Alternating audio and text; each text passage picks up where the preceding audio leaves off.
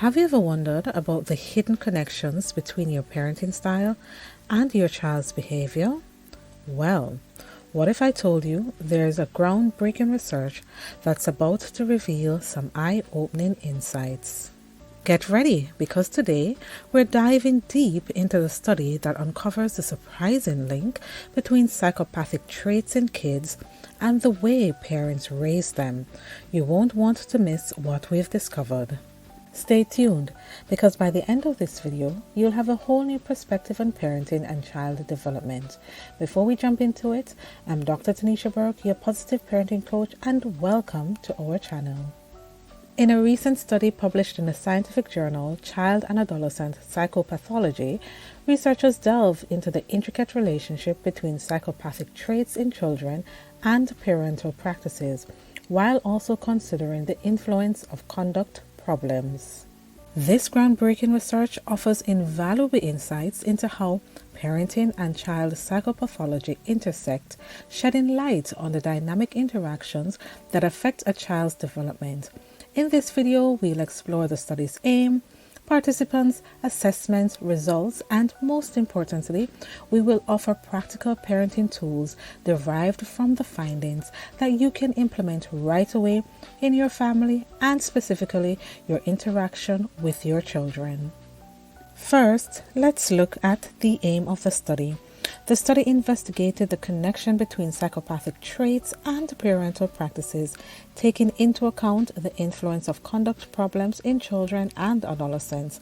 Psychopathic traits encompasses characteristics such as a lack of empathy, callousness, manipulative behavior, and impulsivity. Conduct problems, on the other hand, involved disruptive behaviors, rule breaking, and difficulty conforming to societal norms. The researchers sought to uncover whether these traits had unique relationships with parenting practices and whether these relationships persisted even after considering conduct problems. The study recruited participants from two diverse settings: a community sample in Greece, Cyprus, consisting of 768 parents, and a clinical sample in the Netherlands comprising of 217 parents. The clinical sample was drawn from a school catering to children with severe psychiatric illnesses. Participants in both groups completed self-reports measures to assess psychopathic traits in children, parenting practices, and conduct problems. First set of the findings unveiled significant relationships between psychopathic traits and parental practices. Notably, children with higher levels of psychopathic traits tended to receive lower levels of care from their parents. Moreover, an intriguing interaction was observed between psychopathic traits and conduct problems concerning parental control. Children with elevated levels of both psychopathic traits and conduct problems experienced more substantial parental control. So the more control parents inflict on their children, the higher the level of psychopathic traits and conduct behavior. And it is a never-ending cycle, because when children are misbehaving, it is a natural instinct for parents to want to exert more control. However, the more control they give, the more they increase the level of conduct problems and also the consistency with psychopathic traits. In the next set of findings in the community sample, parents of children with high callous unemotional traits were more likely to employ inconsistent discipline. This contrasted with the clinical sample, where parents might have been more aware of their child's difficulty and sought professional help, leading to different parental practices. The study, important here, also identified an association between impulsivity, which is the need for stimulation, and inconsistent discipline in the community sample, while the grandiose deceitful dimension was linked to inconsistent discipline in the clinically referred sample. So what we're seeing here is a common trait of inconsistent discipline, and this leads to an increased risk of callous, unemotional traits, impulsivity, and grandiose deceitfulness from children. Now that we know the effects of parental control, inconsistent discipline, and lack of care on childhood psychopathic traits and conduct behavior, we're now then going to give you practical tips that you can implement in your family right away to ensure that you reduce these risks. But before we get into that, if you've been watching so far and you feel you've gained value from this video, but you're not a subscriber, we encourage you to subscribe today, and you will continue to receive more videos similar to this that will help you in your relationship with your children. So now, let's turn to the practical steps we can use to reduce the risk of our children developing similar psychopathic traits and conduct behavior discussed in this research. First is to recognize the bidirectional influence. Parents should be aware that parenting practices and a child's behavior have a bidirectional relationship. A child's challenging behavior can impact parenting practices, potentially leading to parental exhaustion and less positive parenting. Therefore, it's essential to approach behavioral challenges with empathy and understanding.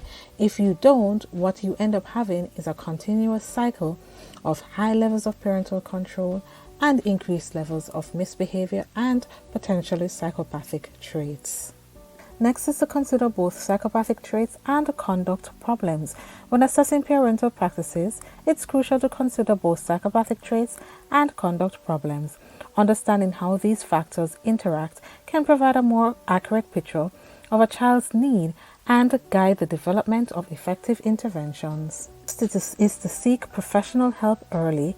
If you suspect your child may have psychopathic traits or conduct problems, don't hesitate to seek professional assistance. Early intervention and support can make a significant difference in a child's development and overall well-being. Next is to promote positive parenting. Encourage positive parenting practices that emphasize communication, emotional connection, and consistency. Building a strong parent-child relationship can help mitigate the impact of psychopathic traits and conduct problems. Next is to foster empathy and emotional regulation. Children exhibiting psychopathic traits often struggle with empathy and emotional regulation. Parents can help by teaching and modeling these essential skills. Encourage your child to identify and express their emotions and emphasize the importance of understanding others' feelings. Practicing empathy and emotional regulation can help to mitigate the negative impact of psychopathic traits and promote healthier social interactions.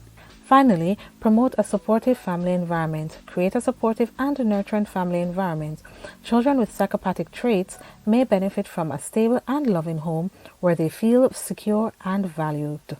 Encourage open communication, active listening, and quality time spent together as a family. The recent study on the relationship between psychopathic traits and parental practices, considering the influence of conduct problems, offers valuable insights into child and adolescent psychopathology. By understanding the complex interplay between parenting practices and a child's behavior, we can develop more effective interventions to support children in leading healthy and fulfilling lives. Parents play a crucial role in this process, and the practical tips derived from this research can guide them in providing the best possible care for their children. We're now at the end of our discussion on looking at the research regarding child psychopathology and parenting practices. If you found value in this content and believe it could be helpful for you to have a wonderful relationship with your children, please consider subscribing.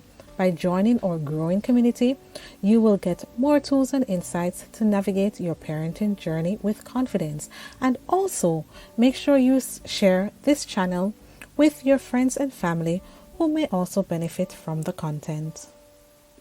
Thank you so much for joining us, and goodbye for now.